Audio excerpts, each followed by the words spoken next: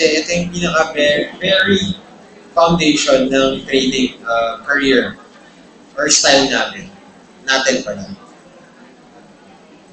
So, later on, I'll show you the week wherein I got 1,000 pips in 1 week. Yeah. So, I hope you guys would listen here. This is very basic. The basic principle on how to earn in Forex. Okay? So, the debt collector. Disclaimer content.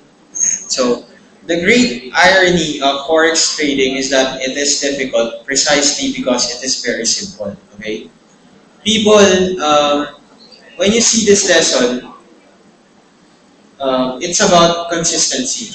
Usually, people get bored. Like, for example, in basketball, diba, when you take a shot, when you dunk, when you lay up or crossover, bottom line is, it's still 2 points, right? But the thing is, yung ibang moves may flair. Parang ang daming complications. But at the end of the day, it's still 2 points. It's the same thing in Forex. What we're going to show you or what we're going to teach you is a very basic strategy on trading na maybe perhaps in time, mabore kayo in terms na paulit-ulit lang yung ginagawa. But at the end of the day, kung kumikita ka naman, it's about discipline, right? So for example, sinabing buy at this certain area or sell, and then you've done it 1,000 times, tapos nagsawa ka, ayoko na, I want to try something new. That's the hard part. Okay? So again, it's about character building, it's about consistency. It's not really about the technique. So it's difficult because it's very simple. I hope you guys will just make it simple and don't overcomplicate things. Okay? So it's the debt collector. Don't be deceived by this simple principle. It is pretty simple, yet very powerful, and it will allow you to double your account in no time and harvest a minimum of 100 pips per trade. Imagine that, provided if you stick to it religiously. Okay, it's following the rules. As you all know, there are two things that happens in the prices in the forex market. It trends and it consolidates or ranges. Prices either goes up or down or stays within the range. In other words, it does not go up or goes down, which means it does not create a new high price or a new low price. So, if I will sum it up, the market does two things, directional and non-directional. It trends and it ranges. It creates a DC zone. So, yung una, accumulation, which is the DC. Di ba nagre-range lang siya? Okay, and then the other one is explosion. So, I'll show you an example. For example, this one. Support DC. Support yung nasa ilalim. Okay? It's a debt collector. It range, right? Di naman siya up, di siya down. Pantay-pantay lang silang candles. So, it accumulated and then eventually there was an explosion going. Anong animal yung pataas? Bullish, right? So, if it's bullish, what are you going to do? Okay, good. So, next is resistance DC. As you can see, nag-consolidate siya dun sa taas. It's called a resistance DC because nasa taas siya. And then after the DC, yung small candle, it exploded, right? Pababa. So if pababa, sell. So as you were looking at those examples, you start to understand that there is an obvious pattern that occurs in the market. Okay, which is by the obvious examples, you have easily grasp the $1 million idea. So after the market creates a DC, it explodes into a violent breakout. Right? So yeah, DC breakout, DC breakout. So DC breakout, DC breakout. Virgin lost. Now, that information alone could help you double your account each time you trade the DC with a violent breakout. Just like the prices of grocery items, rice, doll, care, and oil, sometimes it goes up, sometimes it goes down, sometimes it stays the same, or it ranges or it consolidates. Okay. You have to train your eyes first to spot the DCs. Okay, it's very basic. First, find DCs. How are you able to find DCs? Find explosions, find violent breakouts. Usually, DCs are found before or after a violent breakout. Kasi dalawa lang naman gagawin niya, right? Ranges, consolidates, and trends. Okay. So, if you begin to realize the power of that information, you could make a lot of money trading the forex market. You could double your account each time you trade that breaks out of the range. That is the power of the DC. So how to identify what kind of DC? So again, as I've said, first you have to look for a violent breakout. Look for a DC with a violent breakout. It works in any time frame. If you want to try it on M5, 5-minute candles, M15, H1, it works. Okay? Or, yung DC is clustered candles. Yung kanina, di ba, madaming magkakatabi ng candles na parang magkakalevel lang sila. It means the price ranged. Kumbaga may zone lang siya, nag-i-stay lang yung price, pero hindi siya nag-break out. Okay?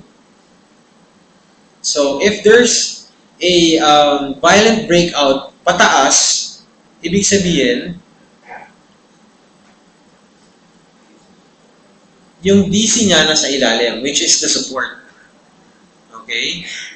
As you can see, nag-consolidate siya dyan, yung mukhang cross, it's a DC, it's very small, naglaro lang dyan yung price, and then eventually it went up. It's what you call a DC resistance. On the other hand, if it went down, kung may consolidation and it went down, it's what you call a DC resistance. Okay? Pag sa ilalim, support, pag sa taas, resistance. So, here is another example. So, the more violent the surge, the better DC. Okay? So, again, another example. It's a DC support, a violent breakout. I'll explain to you why it's very important to identify the DC support or resistance and the violent breakout. Okay? So, another example. DC support, violent breakout. DC support, it ranged, and then another violent breakout. DC support, violent breakout. DC resistance, violent breakout. DC resistance, violent breakout. Ayan, sobrang violent niya. Right? DC resistance, violent breakout. Puro GBP USD. It's Great British Pound and the US dollar on an H1 time frame. May kita niyo yun sa top left ng chart. Okay? So, second step, mark it and extend. So, later on, papakita ko ulit using the MT4 kung paano mag-mark. Okay? Trade when price touch the DC zone or use pending order. Stop loss at the opposite end of the DC zone. Put a take profit which is 1:3. So, i-demo ko siya later sa MT4.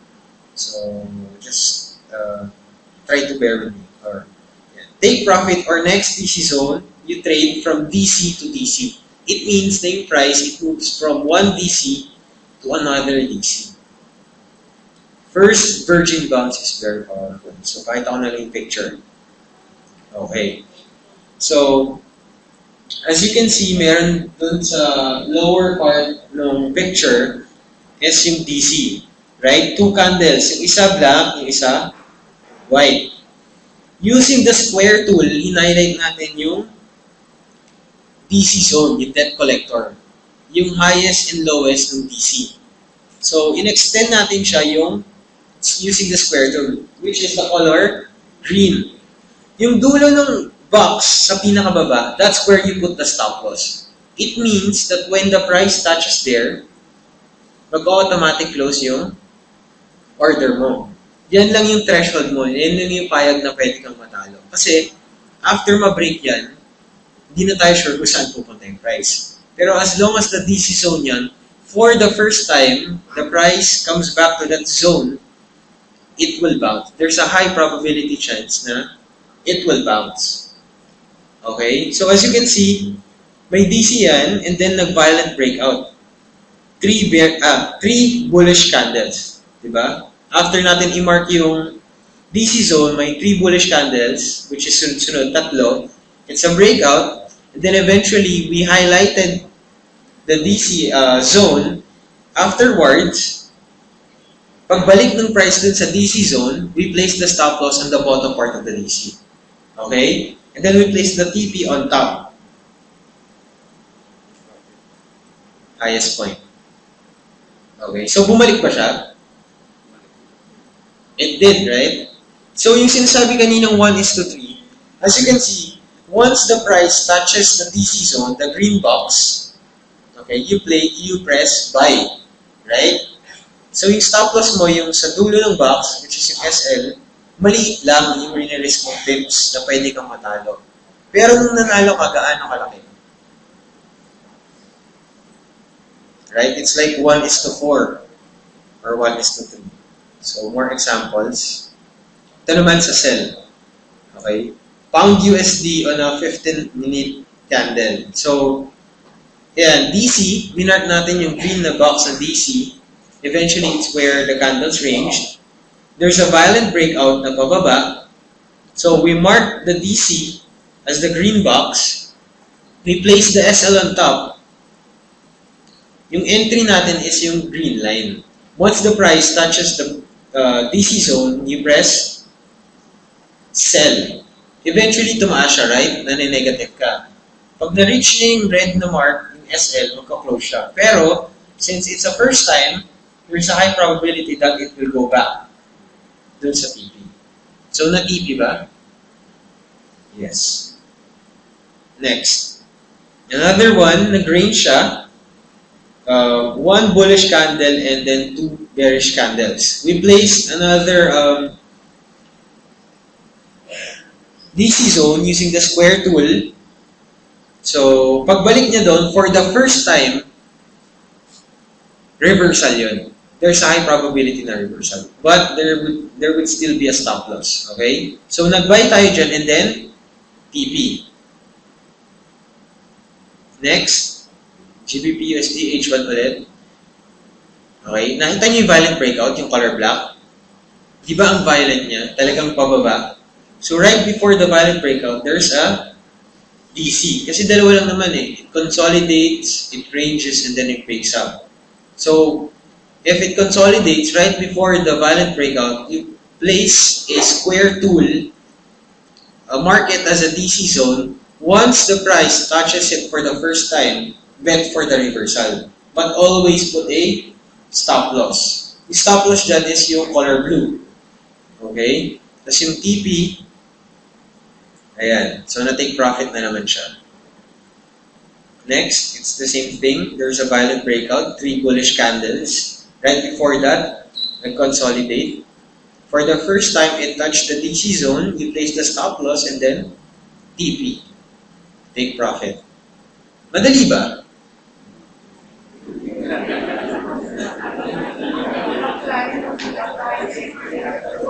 Okay. Kaya may 4 rows, so worry. Ito, sobrang basic. Sige, mamaya i-demo ko using the MT4 kasi pictures lang ito eh. Mamaya, while navigating, I'll show you. Okay, so this one, it's the US dollar and the Japanese yen. As you can see, the green candle represents the bearish candle, right? It's a violent breakout. It's very violent. Sobrang laki ng candle na pababa. Right before that, merong dalawang bullish candle. Okay? We highlighted it using the square box, the square tool, yung color pink. Yung pinaka-top niyang part, doon natin lalagay yung SL. Okay, yung take profit, doon sa dulo, or 1:3. Kung gaano kalaki yung entry mo sa stop loss, i-measure nyo siya, and then times 3 nun, yun yung take profit. But as you can see, it touched the DC zone for the first time and eventually went down. Right? Madali lang siya, right? First time lang siya.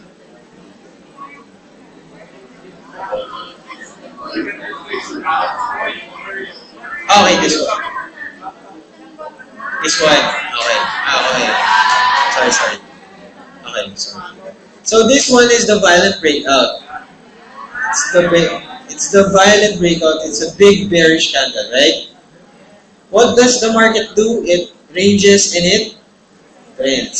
So right before it trends, it ranges. So you have to have an eye for a DC. So you will highlight this using the square tool, which later on I will demonstrate. Okay. So for example, this is the square box, the DC zone, right? Once the price goes back here for the first time, you will bet on the reversal. Okay? For example, dito, pag touch nyo dito, mag-buy ka. Hindi, sell. Okay? Dito ba? Magsasell ka, right? Yung stop loss sa dulo ng box. Okay? Yung take profit, it's either 1:3, yung measurement nito, times 3, or yung dito, sa dulo ng pinanggalingan ng candles. Or 1:3 para hindi na kayo malito. Okay, so as you can see, nag-sell tayo dito, right? Hindi niya na-hit yung stop loss, pero it went down.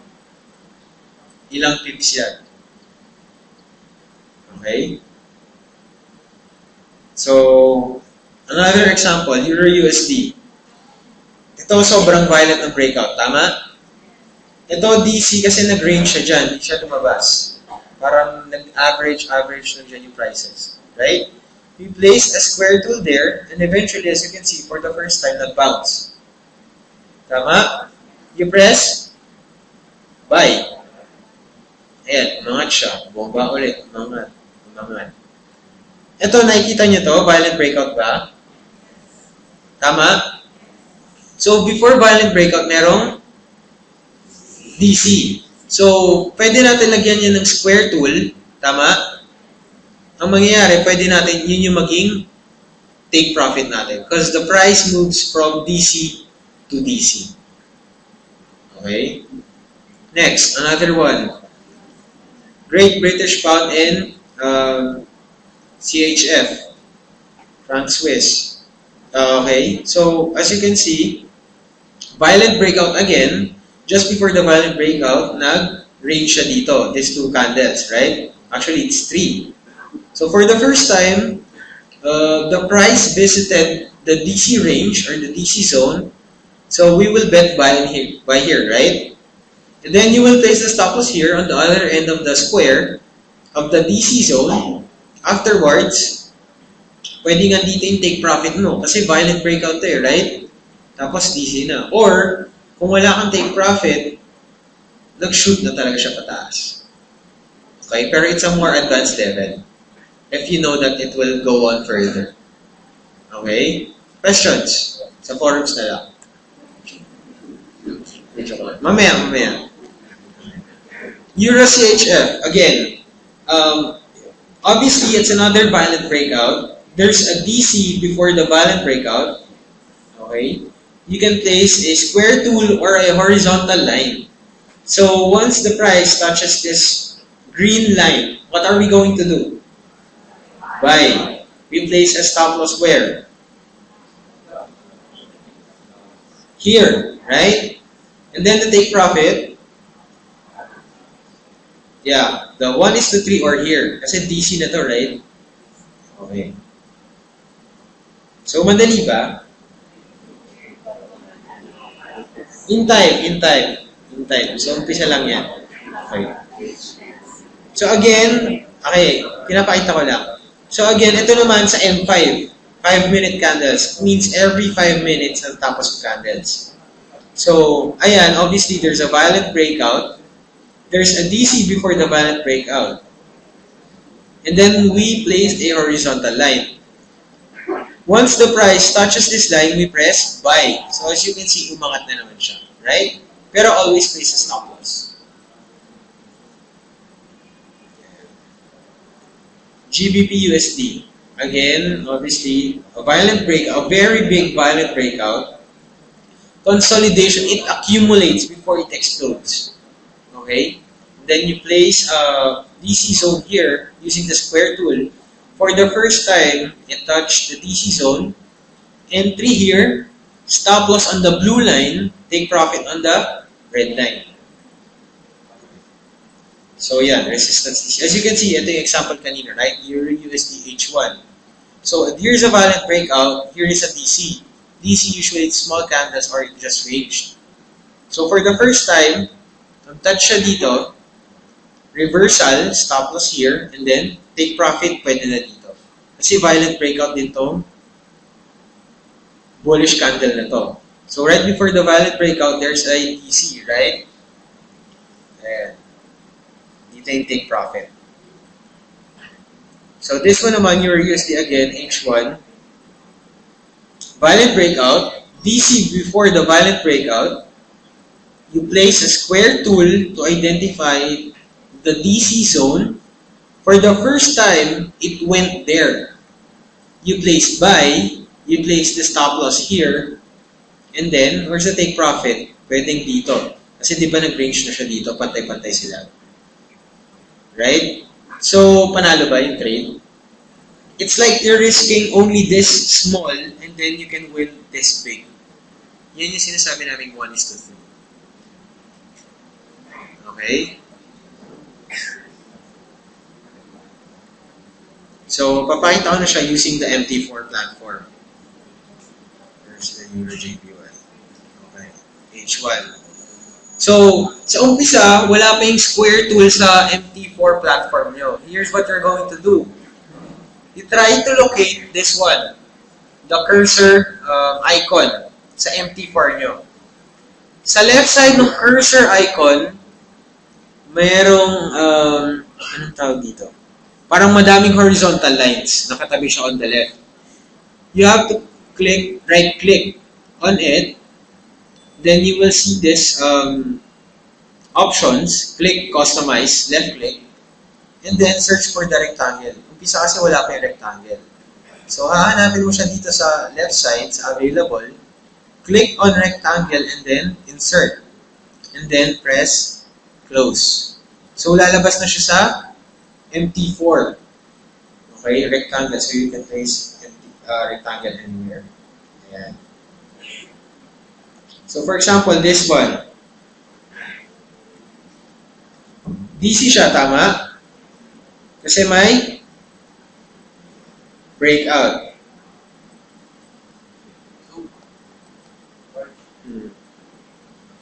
Ayan.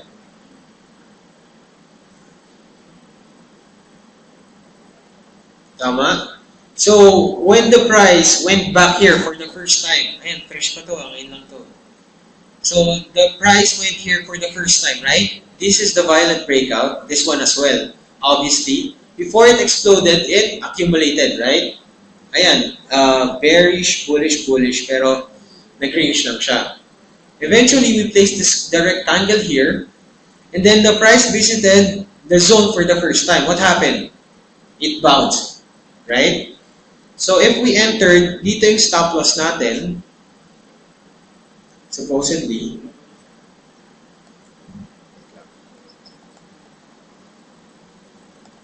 Diyan yung stop loss natin supposedly. Dito yung entry price. Okay? And then the take profit would be here. Pwedeng dito. Right? Kasi yung gold candle na to, nag-range siya before the violent breakout. Are we clear? You want more examples? Okay. Sige. Favorite ko rin itong EJ.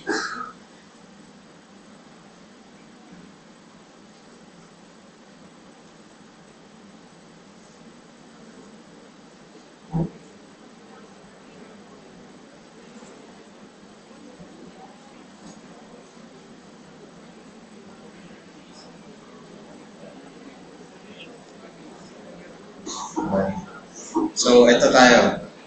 EJ. So, here is a DC. Right? It's a DC. It ranged, maliit yung candle, and then it exploded. So, we placed a rectangular mark. Square tool, tama? Rectangle tool. And eventually, the price visited it for the first time. Tama? And then it went up. Actually, pwede ka namang TP saan? Dito. Hirap ng walang mouse.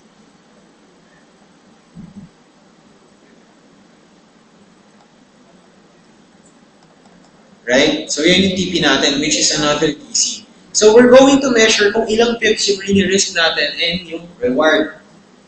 First, we're going to use the crosshair tool. So, dito tayo supposedly mag-enter, right? Yes. So, left click and then drag. Dito yung stop loss. So, as you can see, yung middle number, it's 317. It's actually just 31 pips. Okay? So, we're risking 31 pips. Na kapag nag-dire-diretso yung price, we're going to lose 31 points. Okay? But, di ba umangat siya? So, i-measure natin kung ilan yung panalo natin.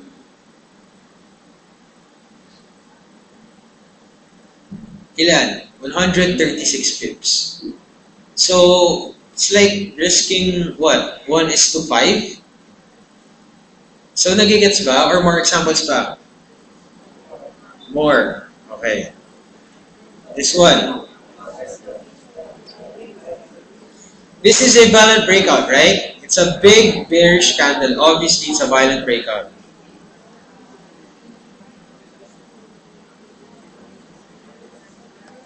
It was visited for the first time again. Ulit-ulit lang, right? It's very simple. Pero bakit ganun? Why is it difficult? Kasi some people, they try to complicate things. Okay? Just follow the rules. This is just the very basic, wala pa tayo sa advanced or professional. Pero this itself, you can actually profit way, way big. Okay? So, here's a DC zone. Here's a violent breakout, right? Place a rectangular, using the rectangular tool, place a mark here. Eventually, saan yung TP?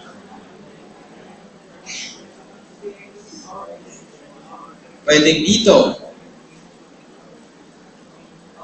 Pwede rin dito, right? So, let's use the crosshair again to measure how many pips yung panalo natin. Or yung risk natin as to sa panalo natin. Okay? So, for example, dito yung entry natin na sell, right? We place the stop loss here, on top. It's 40 pips. So, if dumiretso siya, we lost 41 pips. Pero it was visited for the first time. Nag-reverse. Dito yung TP natin, which is another DC. Ilan? 155. Okay, so it's like 1:3. Are we clear? Questions? Violent reactions, wala naman. So, ilang pips na yung kanina?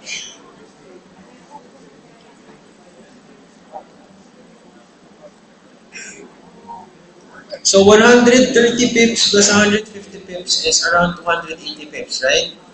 280 pips per week, okay na ba yun? Pwede na. Magkano yung dollar per pip?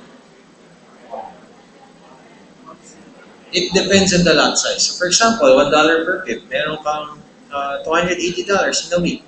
Kung $10 per pip ka, meron kang what? $2,800. Kung $100 per pip, meron kang $28,000. Ganun lang siya ka-simple, guys. You just have to develop an eye for it. Okay? So, clear ba? Yes?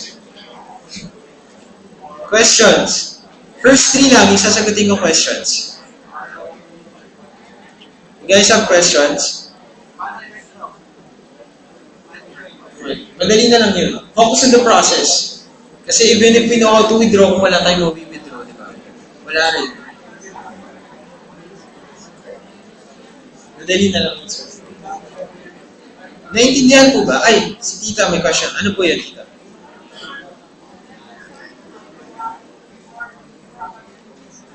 What? This chart is actual. Yeah. Yeah.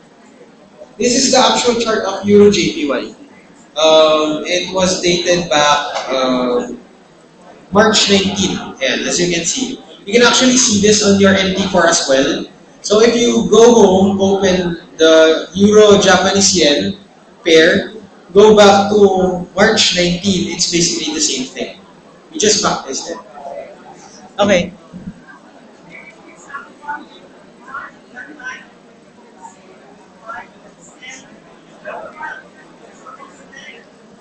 Because we're backtesting, it means that if you did it before, you have won. What?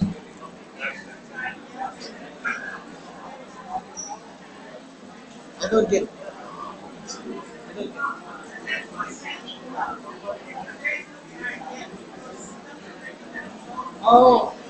This is what Sita say. Sabi niya, lumabas na rin daw, kaya alam na rin natin kung ano mangyayari. Pero this is what we do if we have forex strategies. Yan. So for example, can you just imagine, guys, so for example, just imagine that hindi pa natin alam yung mangyayari. Okay? This is how we do it. Okay? Let's just imagine today is March 18, right? Press F12. F12 allows you to backtest. Okay? It's like simulation. So for example, you saw this one, the DC, the small candle here, this one, and then you saw a valid breakout. Can you just imagine na wala pa yung next candle? Okay? You place the square rectangular tool, right? And then press F12. Like for example, F12. Ayan, so daan-daan, right? F12, F12, F12, F12, F12, F12, F12, F12, F12, F12. So, medyo natagalan siya. Umangat. Tapos, right? It's like simulating. It's like reviewing the past. It's called backtesting, guys. Okay? So you can backtest even way back to 2008. Hindi ko na alam kung ilang clips na yung mga combo kung ginagawa mo lang ito pa ulit-ulit. Huwag ka lang mo-work. It's very easy, it's very simple, but, nasa tao. It's discipline. So nag-touch siya, right? Kaka-backtest natin, bumalik siya sa price. So nung nag-touch siya sa price, what are we going to do? Buy. We're going to buy and then place stop loss, then take profit here because it's another DC. So F12, F12, F12, F12, F12. Since it's an H1 candle, candle usually closes per hour. So F12, ayan. Imagine nyo na lang tumitingin kayo per hour or kailan gusto kasi may stop loss naman right? Saka take profit. So if ever it goes there, kikita ka. F12, F12. Ayun, nag-touch. So, take profit na ba? Yes. So, okay na po, tita. It's like that po. We do backtest. Last question.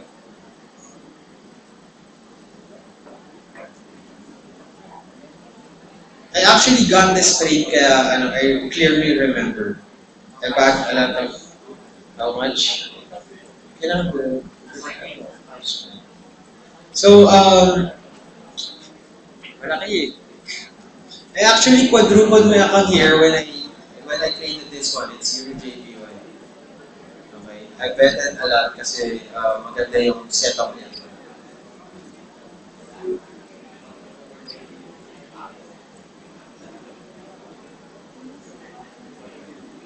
Question ba? So, ito, i-backtest din natin.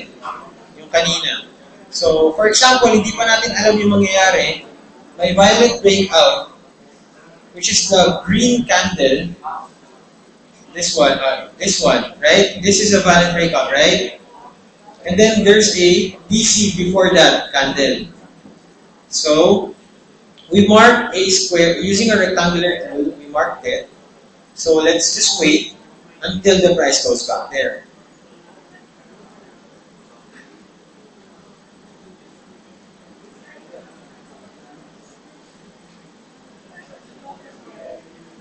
So, nag-consolidate siya and then umangat.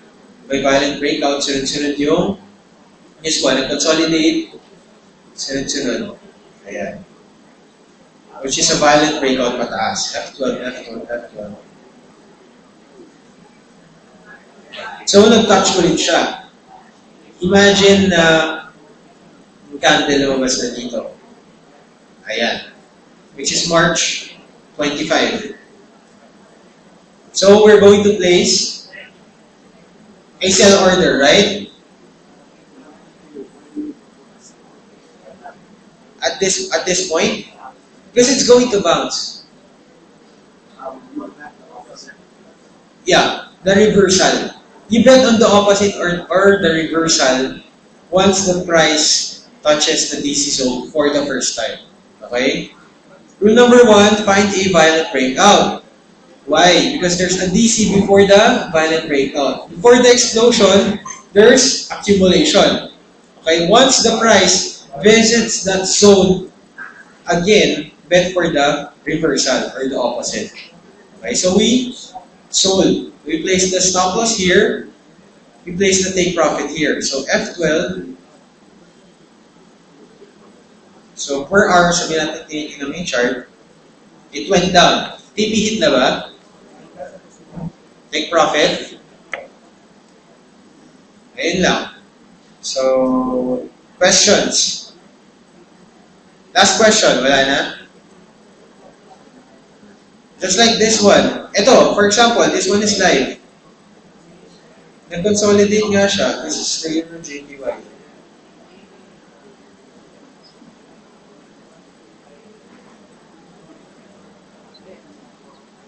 Right? Nag-bounce siya, tama? This is actually live. If kanina nag-buy tayo dito, nandito na yung price ngayon. Ilang pips yan? 45 pips positive ka na. If kanina you entered here. If you applied the right principle. So yung stop loss mo, supposedly it's 45 pips. And then, ngayon, positive 45 ka na. So 1:1. Right? Magbabay ka, tama? Kasi DC siya eh. And then, this one, it's another DC right before the breakout. So, for example, nag-buy tayo dito, we are risking 43 pips as a stop loss. Nung paangat na siya, we can win around 103 pips. Okay? So, yun lang guys. Just register the forums. It's actually available there. Ang daming pictures doon, may videos. Post a lot of questions. We'll be answering those questions. Okay? I hope you guys would understand. This is the very principle of everything.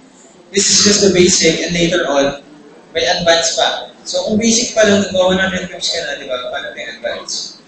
Right? So, dito pa lang okay na yan. So, I'll give the mic back to Sir Yu.